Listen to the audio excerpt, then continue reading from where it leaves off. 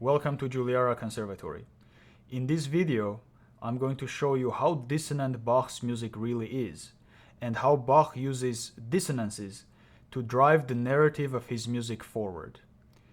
And lastly, I want to talk about what is this narrative about. The dissonant harmonies here are marked in red, and the consonant ones are in blue. And as we progress through this piece, you will see that it gets more and more dissonant. And I think that is true about life as well, because as we're getting older, life seems to get more and more difficult. So if you were to think about where we start in a C major key, a very simple key. And keep in mind, this is one of the simplest pieces that Bach wrote. And because we're in this register, you could say that the first part, by the way, marked with that green line at the end of measure 11, that is our first part, depicts our childhood to perhaps our teenage years. As we're born, we have a couple of difficulties. Here, right here, measure 2 and 3, we have two dissonances in a row, but eventually they are resolved. And this could depict some of the early pains that we might have as a child, but since we're under the shelter and protection of our parents, none of these are big issues for us. And then we start to grow up and move away from home. As the minute you see this F sharp, as more interesting things become more apparent to us in life, you can see that we're also getting lower and lower. And 3 dissonances in a row here. Finally, we're in a new place, completely away from home. So, before we move on to the second section, I do want to say that we need to do some math, because science and math doesn't lie to us. We have 5 blue dots, meaning we have 5 consonant chords, and then we have 6 red dots, or 6 dissonant chords. So you can see even from the first section that we have more dissonant chords than consonant chords. Now, as we move to the second section, not only we have even more dissonant chords, and this would perhaps depict our teenage years up until maybe years of 40, 50, you will see that also the power or the tension of these dissonant chords are strengthening. So for example, in measure 2, we have a beautiful D minor chord with a 7th, and although it's dissonant, it is not as dissonant as measure 12, where we have the fully diminished chord with 2 tritones.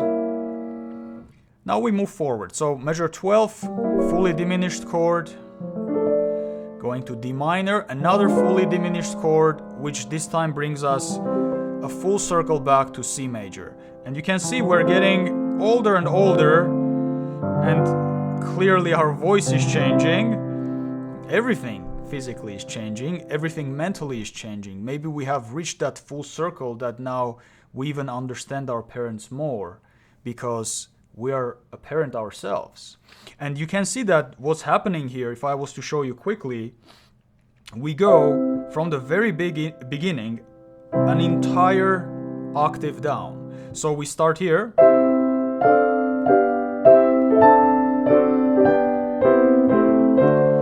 G major, then continuing forward,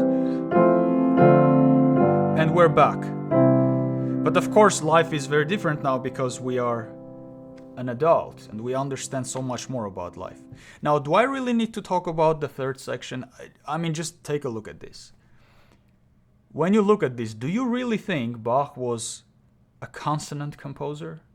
Or do you think he embraced the dissonances? It's very clear what he's doing. Here we don't have a moment of break. Usually dissonances will want to resolve. But when we have a dissonance after dissonance after dissonance, it builds tension. And it's very similar to doing push-up after push-up after push-up. The 20th is much harder than the first push-up. So you can see what's happening here. Starting from measure, this would be measure 20. Bach could have easily resolved this chord, but he doesn't resolve it. He suspends the E, and then he, instead of resolving this to possibly C major, he continues to give us these very intense, fully diminished 7 chords, one after another. And this brings us back to the inevitable end. So the pedal G is in a way telling us, I don't want to depress you, but this is reality. You're going to die.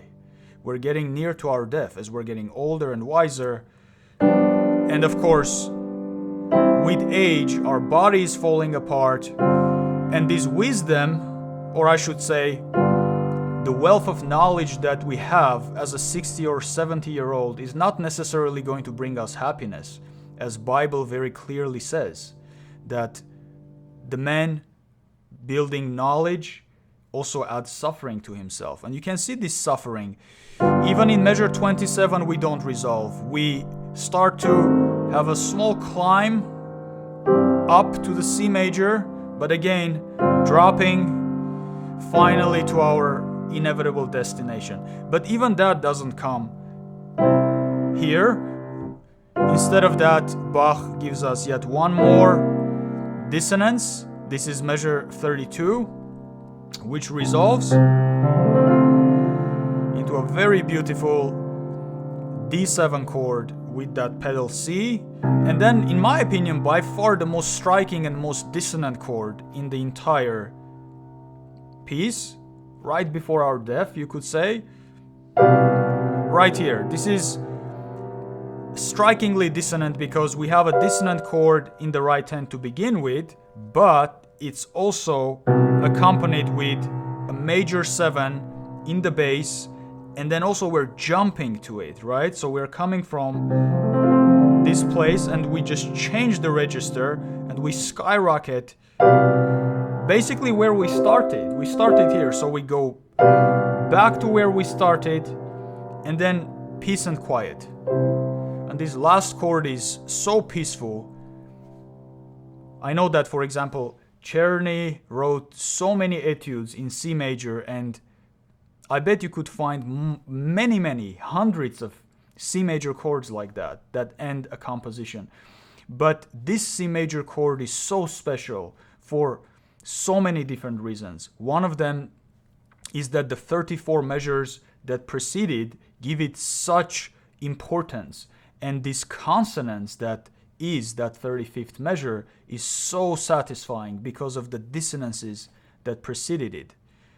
Also, I will mention that as I played the composition, I was simplifying the chords. But as you know, the composition flows from the very beginning.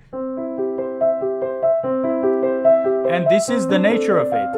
It continues like this throughout the entire piece. So if we were to come back to the end, it continues this. But Bach is so wise, as we get to the end of our life, you can see that heartbeat basically stop. And we go into complete peace with that fermata.